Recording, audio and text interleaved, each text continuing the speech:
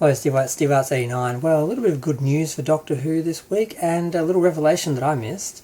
The ratings are up by 1 million people. It was 2.58 million for this episode, the Interstellar Song Contest.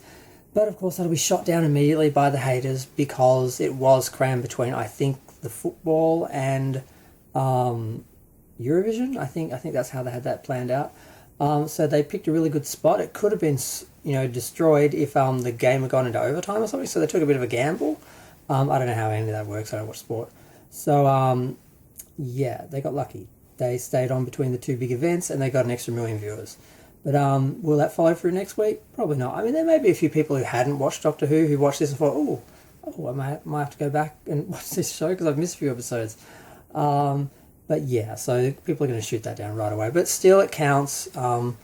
And of course, there's also all the iViewer people and all the other people who watch it online.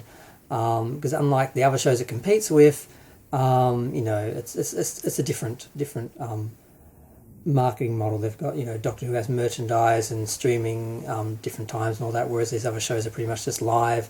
You watch them, then they're done. So it's a bit different. But the other thing was there was another cameo in the episode that I missed. Susan came back. Now, I actually know who Susan is. I'm not a big Doctor Who person, but I have seen the first episode of the series because I found it after I'd heard there were issues with it not being included in something. I actually found somewhere that actually had all the Doctor Who episodes, and I started to watch the first season. I watched the first couple of episodes, and then I stopped and didn't go back, unfortunately, and I think I've lost them again because they were available in Australia and then they were gone, and then they were available somewhere else in a few other places, and I don't know if they're still there. But I actually knew who Susan was. She's like the Doctor's granddaughter, and I recognised her. I'm like, and she's returned to the show in the past as well. So, and the other thing was, I think I recognised the Rani. I think I might have caught that episode because I remember thinking she looked like Jane Badler, and I think I might have seen that when I was a kid and been a bit confused. Because there were some 80s episodes that were repeated that I saw when I was a kid. And I thought that was Doctor Who, current day. I didn't really understand the show had been off the air and everything. And because they never stopped showing it on the ABC in Australia. They just, repeated the best years, basically, which were the Tom Baker years. And I watched those and thought that was actually the show as it was, like, being made at the moment. It took me a long time to realise what had happened. But so that was nice, and to actually bring her back, and I actually knew who the hell she was for a change.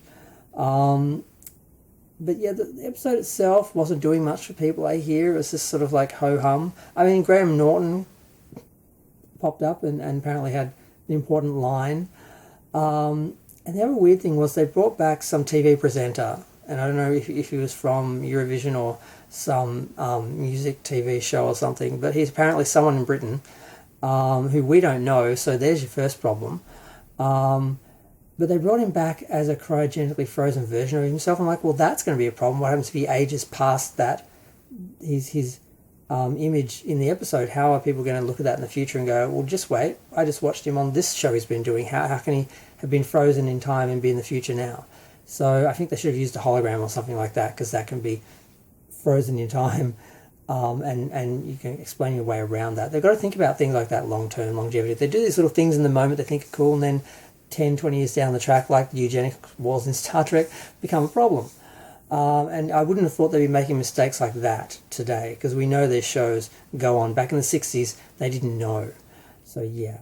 But just a little video just to acknowledge the show actually got an extra million viewers, but then acknowledge why. But I'm being hopeful that maybe that may encourage some people to actually watch it more. Now, apparently there was no trailer this week, no preview for what's happening next week. I'm like, isn't it going to cinemas next? Is there another episode? Or I thought this was the last episode before the last two episodes in the cinema. I'm a bit confused. But either way, I was just excited to recognise Susan and to see it got an extra million. And there's some anxiety, I think, with some people about now Mrs. Flood is done. Like they revealed who she is and she was just there for that, and that's it. And I'm like, well, hopefully the whole Rani and Mrs. Flood and all that is more involved in the ending. But then other people are talking about Daleks and things. And it's like, I just kind of want it all to be over, so I can just look at it all and say, oh, that's what they did this year. Because the whole what's happening, what's not, is it cancelled, is it not, it's getting a bit much, and there's so much speculation. It's good that there's interest and people are speculating and talking about it, but it's also tedious because you hear all these things that aren't true, that don't happen, and it's like, God, I wasted so much energy worrying about this or hoping for this. And I think Russell T Davies could do a slightly better job of leading the narrative of the fans and what's happening, and giving spoilers, in place of rumors, because it's like the show's being pushed forward by rumors a lot. People are talking about that, and they're really nothing to do with the show itself. So I'm going on a whole tangent, and I've already been talking for over 5 minutes, so I should stop. Feel free to share, like, comment, subscribe. Let me know what you think. I don't know why I always think to do 5 minutes and try and always get around 6 minutes, but yeah. Bye.